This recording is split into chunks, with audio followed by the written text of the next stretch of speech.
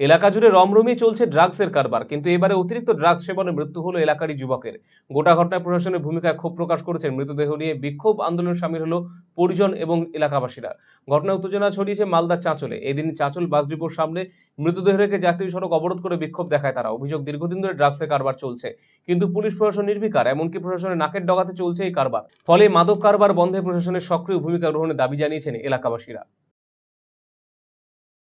তাই সবার কাছে অনুরোধ, আমরা অবশ্যই আপনাদের একটু কষ্ট দিচ্ছি, কিন্তু শুধু আমাদের অবিলম্বে চাঁচল থানার পুলিশ সমস্ত চাঁচল যতগুলো দাবি মানতে হবে, সাথে আন্দোলনে যোগ দিন।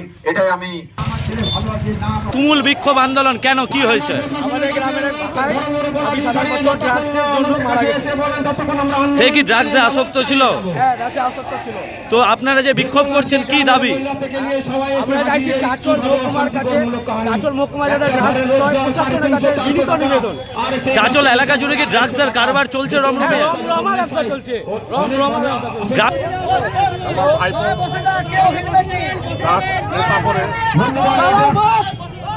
ড্রাগসের নেশা করে মৃত্যুবরণ করেছেন। এই ড্রাগসকারীরা ওপেনলি চাঁচল থানায় ব্যবসা করছে। চাঁচল শুধু থানা বলে চলবে না, চাঁচল, হরিশ্চন্দ্রপুর, রতুয়া সব জায়গায় আজ প্রত্যেক বাড়ি গ্রামেই ড্রাগসের নেশা বাড়তেই চলেছে। প্রশাসন যদি এটা পদক্ষেপ না নেয় তাহলে ঘর